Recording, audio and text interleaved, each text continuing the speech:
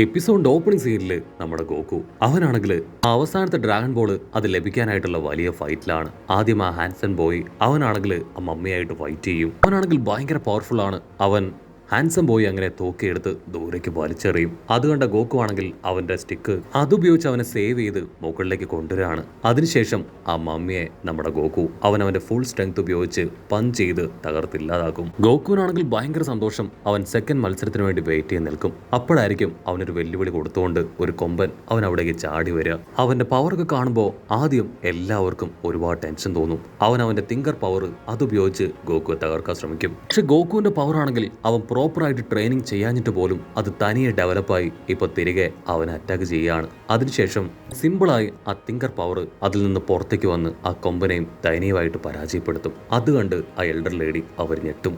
അവശേഷിക്കുന്നത് ഒരേ ഒരു മത്സരം മാത്രമാണ്. ആ മത്സരത്തിലും കൂടെ നമ്മുടെ ആൾക്കാർ വിജയിക്കുകയാണെങ്കിൽ ₹1 പോലും കൊടുക്കാതെ ആ അവസാനത്തെ ഡ്രാഗൺ ബോളിനെ കുറിച്ചുള്ള ഇൻഫർമേഷൻ എൽഡർ ലേഡിയുടെ കയ്യിൽ നിന്ന് നമ്മുടെ ആൾക്കാർക്ക് കിട്ടും. ഗോകു ആണെങ്കിൽ അതിന് തയ്യാറായി കഴിഞ്ഞു. ഇത്തവണ അവസാനമായിട്ട് അവന്റെ കൂടെ മത്സരിക്കാൻ വരുന്നത് ഒരു മുയൽ തലയനാണ്. അവർ രണ്ടുപേരും ഇപ്പോൾ ഒരു ഓപ്പൺ പ്ലേസിലേക്ക് വന്ന് രണ്ടുപേരും പൊരിഞ്ഞ് അട്ടിയിടി ബഹളം. ഗോകുവിന്റെ ഒരു വലിയ പഞ്ച് അവനിപ്പോൾ കറക്റ്റായിട്ട് ബ്ലോക്ക് ചെയ്യും. ഗോകു അവൻ ഒരുപാട് ഫോഴ്സ് ഉപയോഗിക്കുമെങ്കിലും ആ ഒരു ഫോഴ്സ് കൊണ്ട് അവന് ചെറുത്ത് നിൽക്കാൻ കഴിയില്ല. പോയി നമ്മുടെ ആൾക്കാരെല്ലാവരും ചേർന്ന് അവന് കട്ട സപ്പോർട്ട് കൊടുക്കും. ഇവിടെ എൽഡർ ലേഡി അവർക്ക് കൺട്രോൾ പോവും. അവർ ഫൈറ്റ് ചെയ്യാനായിട്ട് ഉച്ചത്തിൽ പറയും. എന്നിട്ട് അവർ രണ്ടുപേരും വീണ്ടും പൊരിഞ്ഞ അടിയിടി ബഹളം. ആ മാസ്ക് മാൻ ആണെങ്കിൽ ചാടി വന്ന് ഗോകുവിനെ ആഞ്ഞടിക്കും. ആ ഒരു അടിയിൽ ഗോകു തെറിച്ച് വീഴുകയാണ്. പക്ഷെ ഗോകു വിട്ടുകൊടുക്കാതെ വീണ്ടും എഴുന്നേറ്റ് വന്ന് ഓയിൽ തലേനെ ഓറഞ്ചം പൊറഞ്ചം അടിച്ച് ദൂരേക്ക് തെറിപ്പിക്കും. നമ്മുടെ ആൾക്കാർക്കാണെങ്കിൽ ആ പഞ്ച് കണ്ട് ഒരുപാട് പേടിയാവും. ആ എൽഡർ ലേഡി അവനാണെങ്കിൽ ദേഷ്യപ്പെട്ട് വിളിച്ചു പറയും, ഒരുപാട് നേരമായി നിങ്ങൾ വെറുതെ അങ്ങോട്ടേക്ക് ഇങ്ങോട്ടേക്ക് പഞ്ച് ചെയ്ത് കളിക്കുന്നു. എത്രയും വേഗം നിങ്ങളുടെ ഈ മത്സരം അത് അവസാനിപ്പിക്കണം. എനിക്കിങ്ങനെ നോക്കിയിരിക്കാൻ ഒട്ടും തന്നെ കഴിയുന്നില്ല. അത് കേട്ട് ബുൽമയുടെ കൺട്രോൾ പോകും. ആണെങ്കിൽ ഇപ്പൊ ആ എൽഡർ ലേഡിയോട് ദേഷ്യപ്പെടുകയാണ്. അത് കേട്ട് അവരാണെങ്കിൽ പേടിച്ച് താഴേക്ക് ഒളിച്ചിരിക്കും. അപ്പൊ ദൂരത്തായിട്ട് ഒരുപാട് ബേർഡ്സ് അവറ്റകളാണെങ്കിൽ ആ നദിക്കരയിൽ ഹായ് ആയിട്ട് നീന്തിക്കൊണ്ടിരിക്കുകയാണ്. അപ്പോൾ ഒരു ക്ലൗഡ് അവറ്റകളെ അങ്ങനെ കവർ ചെയ്ത് ഇപ്പൊ നമ്മുടെ ആൾക്കാരെയും കവർ ചെയ്ത് അങ്ങനെ കടന്നു പോവാണ്. ആ ക്ലൗഡ് അവിടുന്ന് കടന്നു പോകേണ്ട താമസം ഒരു വമ്പം ഫോഴ്സ് അവിടേക്ക് വീശി അടിക്കും. ആ ഒരു ഫോഴ്സിന്റെ പവറിൽ ബേർഡ്സ് ആണെങ്കിൽ പറന്നു പോവാണ്. ഇവിടെ മുയൽ തലയനും ഗോകുവും അവർ രണ്ടുപേരും പറന്നു വന്ന് എയറിൽ വെച്ച് പൊരിഞ്ഞ അട്ടിയിട്ടി ബഹളം. മാസ്റ്റർ റോഷി ആണെങ്കിൽ ഇപ്പൊ ആ മാസ്ക് മാനെ കറക്റ്റായിട്ട് ഒന്ന് ഒബ്സർവ് ചെയ്യും.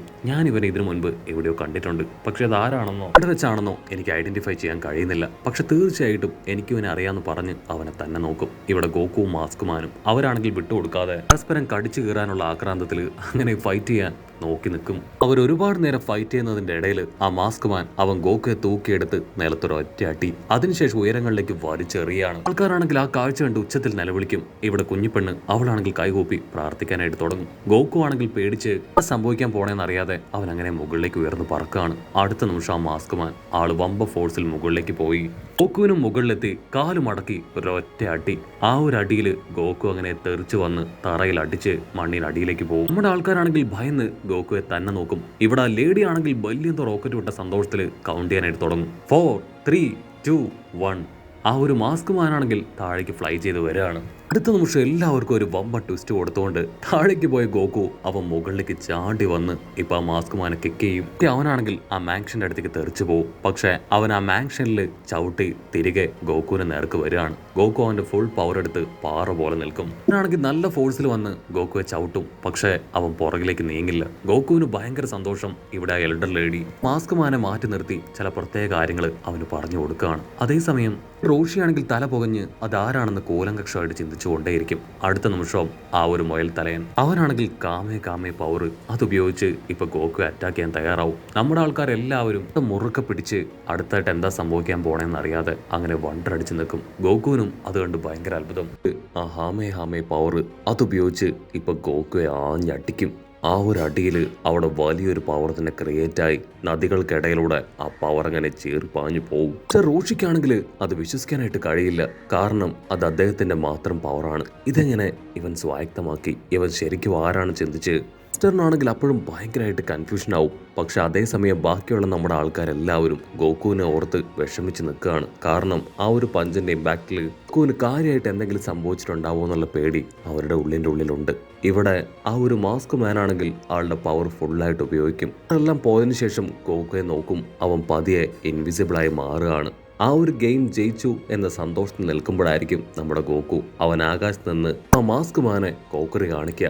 ഓ, നീ ഇത്തവണയും എന്റെ അറ്റാക്കിൽ നിന്ന് രക്ഷപ്പെട്ടു അല്ലേ? പക്ഷേ ഈ ഹമേ ഹമേ പവറിൽ നിന്ന് നിനക്ക് രക്ഷപ്പെടാൻ കഴിയില്ല. ഞാനത് വീണ്ടും പ്രയോഗിക്കുമെന്ന് പറഞ്ഞ് അവനത് വീണ്ടും ഉപയോഗിക്കാനായിട്ട് തയ്യാറാവും. അതിന് ഗോക്കു അവനാണെങ്കിൽ ചിരിച്ചുകൊണ്ട് മറുപടി പറയും, ഇത്തവണ അതെന്റെ ടേൺ ആണ്. തീർച്ചയായിട്ടും എന്റെ ഹാമേ ഹാമേ പവറിൽ നിന്നെ ഞാൻ വീഴ്ത്തുമെന്ന് പറഞ്ഞ് ഗോക്കു ആണെങ്കിൽ ഇപ്പൊ ഹാമേ ഹാമേ പവർ അത് ഉപയോഗിക്കാൻ തുടങ്ങും. അത് കേട്ട് മൊയൽ തലേനും ആ എൽഡർ ലേഡിയും എന്തിന് നമ്മുടെ അപ്പാപ്പൻ റോഷിയും നമ്മുടെ ഫ്രണ്ട്സും എല്ലാവരും ഞെട്ടും. ഗോക്കു ഫുൾ പവറിൽ അവന്റെ ഹാമേ ഹാമേ പവർ അത് ആ മാസ്കുമാന്റെ ദേഹത്തേക്ക് ആഞ്ഞടിക്കുകയാണ്. ആ ഒരു അടിയിൽ അവൻ തെറിച്ചു പോയി അടുത്തുണ്ടായിരുന്ന മറ്റൊരു ബാറ്റിൽ ഫീൽഡിൽ അടിച്ചു വീഴും. ഗോക്കുവിനാണെങ്കിൽ അപ്പോഴും അവന്റെ കലി അടങ്ങാതെ അവൻ ചാടി വന്ന് ദേഹത്ത് ആഞ്ഞടിക്കും. ആ എൽഡർ ലേഡി ആണെങ്കിൽ അത് കണ്ട് ഷോക്കാവും. ഗോക്കു ആണെങ്കിൽ ഹായ് ആയിട്ട് ഇപ്പൊ ആ മാസ്കുമാന്റെ അടുത്തേക്ക് വരും. എന്തു പറ്റി? നീ കംപ്ലീറ്റ് നോക്കൗട്ട് ആയോ? എന്തെങ്കിലും സംസാരിക്ക്. നിന്റെ ബോധം പോയതാണോ അതോ നിന്റെ കാറ്റ് പോയതാണോ ചോദിച്ച് ഗോക്കു ആണെങ്കിൽ ക്യാഷ്ലായിട്ട് നിൽക്കും. ഇവിടെ നമ്മുടെ ആൾക്കാർക്ക് എല്ലാവർക്കും ഭയങ്കര സന്തോഷം. കാരണം മൂന്നാമത്തെ മാച്ചിലും നമ്മുടെ ആൾക്കാർ വിജയിച്ചു. ഇനി ആ ഡ്രാഗൺ ബോളിലേക്ക് എത്താൻ അല്പസമയം കൂടെ മാത്രം ബാക്കി. ഗോക്കു ആണെങ്കിൽ ആകാംക്ഷയോട് കൂടെ ആളെ തന്നെ നോക്കും. അടുത്ത നിമിഷം ആ ഒരു മാസ്കുമാൻ ആള് ചിരിക്കുകയാണ്. ഞാൻ അത്ര വേഗം തോൽക്കില്ല. എൻ്റെ അടുത്ത മൂമെന്റ് അത് കുറച്ച് ഡിഫറെൻ്റ് ആണെന്ന് പറഞ്ഞ് മാസ്ക് മാനാണെങ്കിൽ ഗോകുവിൻ്റെ വാലിൽ കയറി പിടിക്കുകയാണ്. അടുത്ത നിമിഷം അവൻ്റെ പവർ പോയി അവൻ അങ്ങനെ തളർന്ന് താഴേക്ക് വീഴും. മാസ്ക് മാനാണെങ്കിൽ ഗോകുവെ വാലിൽ പിടിച്ച് മുകളിലേക്ക് ഉയർത്തിയെടുക്കും. അത് കണ്ട് നമ്മുടെ ആൾക്കാരെല്ലാം ഉച്ചത്തിൽ നിലവിളിക്കും. ഇവിടെ ഗോക്കു ആണെങ്കിൽ ആ മാസ്കുമാനോട് പറയും, എനിക്ക് തല കറങ്ങുന്നു, എന്നെ താഴേക്ക് ഇടരുത്. ആ എൽഡർ ലേഡിക്കാണെങ്കിൽ അത് കണ്ട് ഭയങ്കര സന്തോഷം. മാസ്റ്റർ റോഷ് പറയും, അതെ, എന്റെ ഓം ശരിയാണ്, ഇത് അയാൾ തന്നെയാണ്. കാരണം ഗോക്കുവിന്റെ എല്ലാ മൂവ്മെന്റും മാസ്കുമാന് വളരെ നേരത്തെ തന്നെ അറിയാമായിരുന്നു. അവൻ അതിനനുസരിച്ച് തന്നെ പ്രിവെൻഷൻ എല്ലാം ഉപയോഗിച്ച് ഗോക്കുവെ പ്രിവെന്റ് ചെയ്തുകൊണ്ടേയിരുന്നു. ആർക്കും അറിയാത്ത ആ ഹമേ ഹമേ പവർ അതുപോലും ആളെ കൊണ്ട് ഉപയോഗിക്കാൻ കഴിയുന്നു. മാത്രമല്ല ഗോക്കുവിന്റെ വീക്ക് പോയിന്റ് അത് ആ വാലാണെന്ന് പോലും ആൾക്കറിയാം. എന്റെ ഗസ് അത് തെറ്റാവാറില്ല എന്ന് പറഞ്ഞ് മാസ്റ്റർ റോഷി ആണെങ്കിൽ ആ മാസ്കുമാനെ തന്നെ നോക്കും. ഇവിടെ മാസ്കുമാനാണെങ്കിൽ യാതൊരു കാരുണ്യവും കാണിക്കാതെ ഗോക്കുവെ വാലിൽ പിടിച്ച് തറയിൽ ചന്നം ഭിന്നം ആഞ്ഞടിപ്പിക്കുകയാണ്. വേദന കൊണ്ട് ഗോക്കു ആണെങ്കിൽ നിലവിളിക്കും. ഇവിടെ കുഞ്ഞിപ്പെണ്ണിനാണെങ്കിൽ പേടി കൂടി വരും. ഓ നോ, എനിക്ക് വേണ്ടിയാണ്, അല്ലെങ്കിൽ ഞാൻ കാരണമാണ് ഗോക്കുവിന് ഇത്രയും വൃത്തികെട്ടൊരു അവസ്ഥ വന്നത്. ആരെങ്കിലും എങ്ങനെയെങ്കിലും അവനെ രക്ഷിക്ക്, അവനെ ഇതിൽ നിന്ന് പുറത്തു കൊണ്ടുപോവാ. പക്ഷെ ആർക്കും ഒന്നും ചെയ്യാൻ കഴിയുന്നില്ല.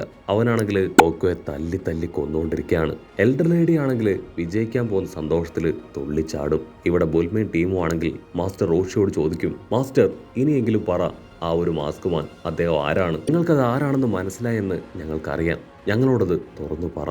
അതിന് മാസ്റ്റർ റോഷി പറയും, എൻ്റെ ഗസ് ശരിയാണെങ്കിൽ എല്ലാ കാര്യങ്ങളും മനസ്സിലാക്കി ഗോകുവായിട്ട് ഫൈറ്റ് ചെയ്യുന്ന ഈ ഒരാള് അത് മറ്റാരുമല്ല, ഗോകുവിന്റെ ഗ്രാൻഡ്പ തന്നെയാണ്. അത് കേട്ട് നമ്മുടെ ആൾക്കാരെല്ലാവരും ഞെട്ടും. അവർക്കാണെങ്കിൽ അത് വിശ്വസിക്കാനായിട്ട് കഴിയില്ല.